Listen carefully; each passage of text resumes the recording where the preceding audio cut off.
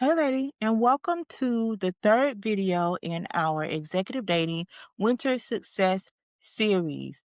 We are officially over the halfway point. We have four videos in this series. The first video, we talked about why your mind isn't a problem, it just needed a framework.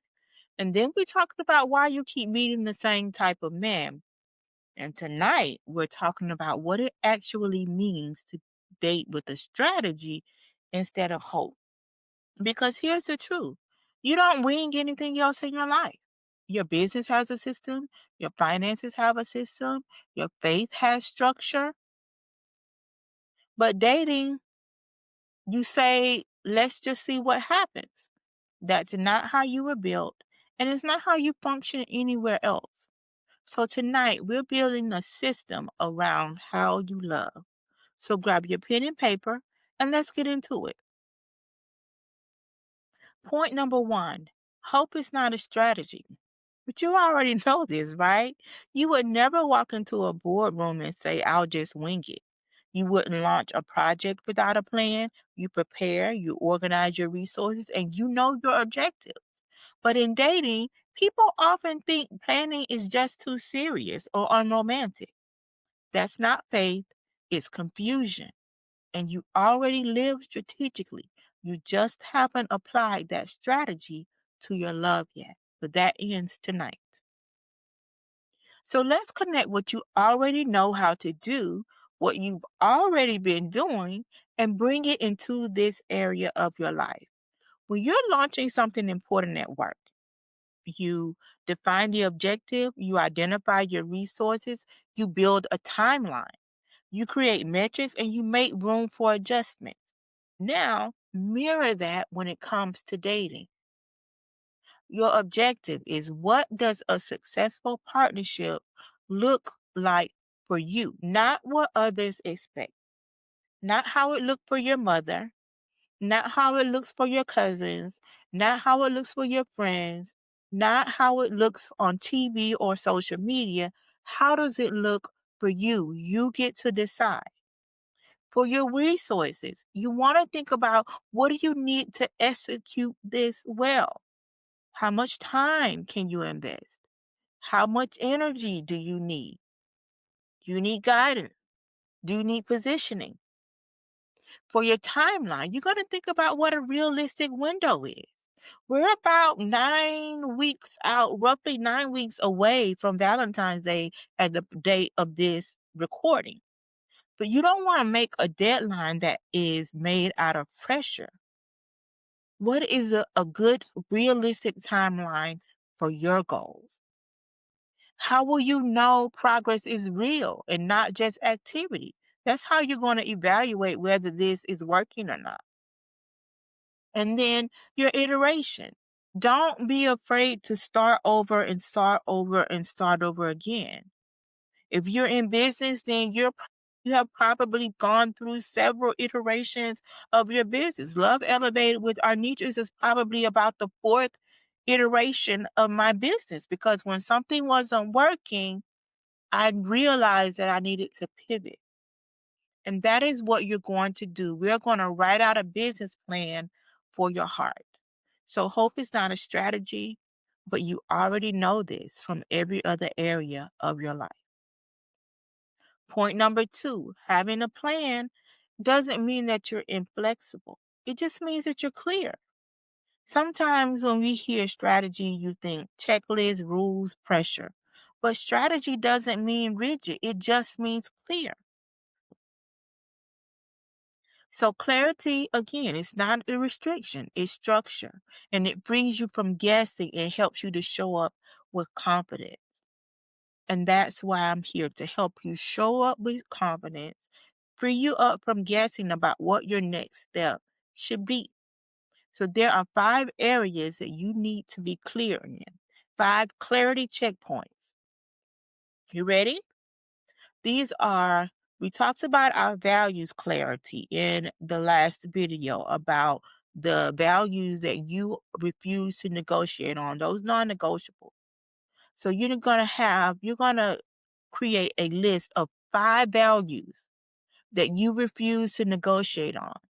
And these are your non-negotiable core. Just 5. You only need 5. Then you're going to talk about or write down your deal breaker clarity. Write the truth. We're not talking about preferences. We're talking about boundaries. When this happens, this is what I'm going to do. You want to be clear on what genuinely will not work for you long term. Then you want to have some clarity around your lifestyle. Be real about your world. What does your current life require from a partner in order for you to thrive? Your timeline clarity. Define what your season is. Not a deadline, but a strategy for your real life rhythm. Maybe you're in a season where you just want to date casual. You're not looking for anything serious right now. Maybe you're in a season where you're ready to date for commitment. Well, be clear about that early on so there's no confusion later on. And then the fifth area that you want to be clear about is your effort clarity. So how much time and energy can you honestly invest right now?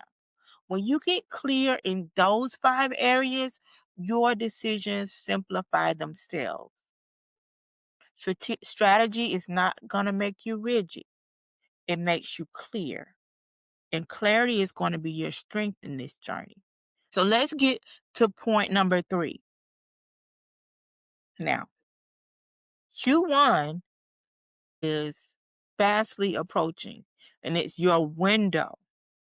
I want you to start preparing now, which is why I decided to create this series now, because I want you to have some momentum going into Q1. And the reason I want you to have that momentum is because January through March is the most active dating season of the year. You got New Year energy, you got fresh momentum, and people are just all around more intentional. So that Q1 window is a gold mine for connection if you show up strategically. It's December, so this is the month for you to prepare. At the date of this recording, it is December.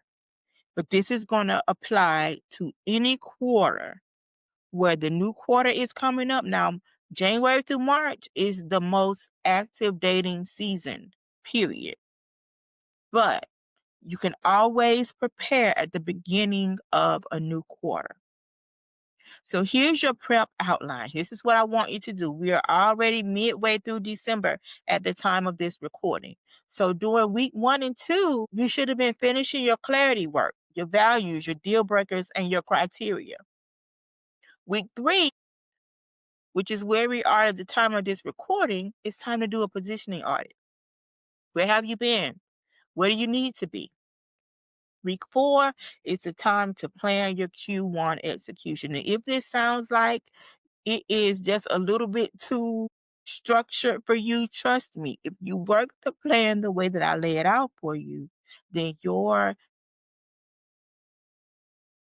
chances, your results are going to be different than you've had before. So yes, it is structured, it is strategic, but it was created that way on purpose.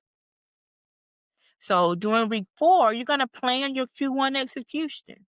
You're going to list places and habits you'll commit to for the first 3 months. From there, your January to March calendar becomes a 90-day campaign of intentional action instead of reactive moments. Those of us who are in business know whenever you're getting ready to launch a new campaign, marketers say that 90 days is the best window to position yourself for a successful launch. And we are getting ready to soft launch your new relationship. So Q1 is your window, December is your prep time. So get ready now so you can move with clarity then. Point number 4, consistency is going to be intensity every single time.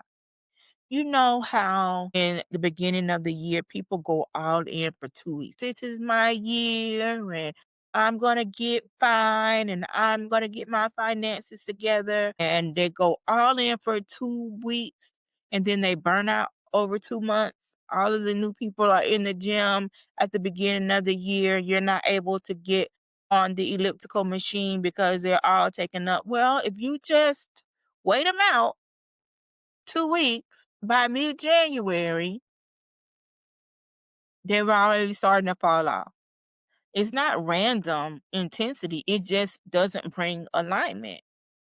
Growth comes through consistency, not constant exhaustion. So here's your action step. You're going to design a sustainable dating rhythm.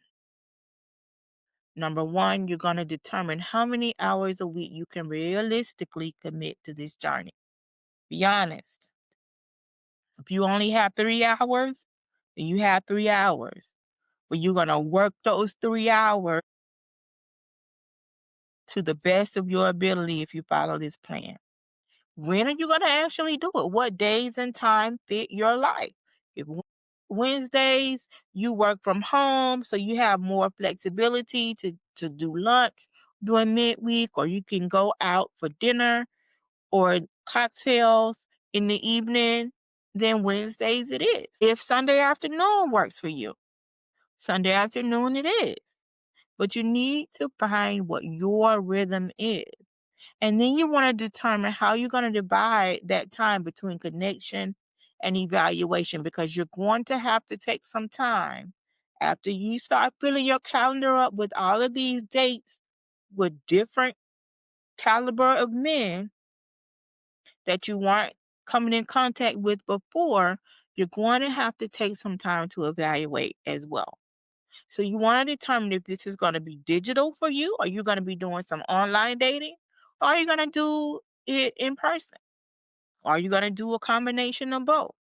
Whatever fits your lifestyle, be honest about that. And then you want to figure out if you can sustain this for 12 weeks. I can assure you that if you follow this plan for 12 weeks, you will have a better dating pool. So here's an example. On Tuesday, you set aside 90 minutes for quality social positioning. You took out your calendar. Based on those values, you figured out where those people are hanging out, and you position yourself. Just 90 minutes, an hour and a half. On Thursday, you have 90 minutes for online engagement and follow-up. Maybe you have joined Hinge or Bumble, Facebook dating. But you set aside 90 minutes on Thursday. And you don't have to do those 90 minutes all at one time. You do 45 minutes in the morning, 45 minutes in the evening. And then on Saturday afternoon, you have 2 to 3 hours of intentional community events. That's 5 to 6 hours, and that's completely sustainable because it is structured in a way that fits your lifestyle. So again, consistency compounds, intensity burns out. I want you to always choose intensity. All right, lady. Tonight you learned 4 things that can change everything. Hope isn't a strategy. You're going to plan for love the way you plan for success. Strategy isn't rigid, it's clarity. Q1 is your window. This month is your prep time. Consistency will always win over intensity. This is the work that builds results.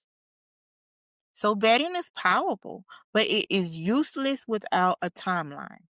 And then strategy without execution is just theory. How many of you have a Google Drive filled with classes that you've taken and you never actually implemented what was done in the videos? This was structured, this series was structured so that you can go from theory to execution. In the final video of this series, I'm going to show you how to build out a 90-day execution plan so you don't drag those old habits into next year. I want you to click right here to be reminded when part 4, the execution, goes live. And if you've had any aha moments, if you have any questions, any concerns, drop down in the comments. If you don't want to leave it down in the comments, my email address is there, and I'll get back to you. If we need to jump on a call, then we can do that. but I have structured this in a way to make it easy and easily digestible. I know that you are busy women. You don't have time to be sitting in front of a computer forever and ever. Amen. So, which is why these are structured to be around 15 minutes or less. You can put it on and then go about whatever you're doing, getting your nighttime skincare routine, whatever you're doing. But you want to take some time and make sure that you do those action steps because they're going to help you to make sure you are successful, which is the whole point of this series. So I will see you in the next video, and we're going to be talking about the execution. All right? See you in the next video.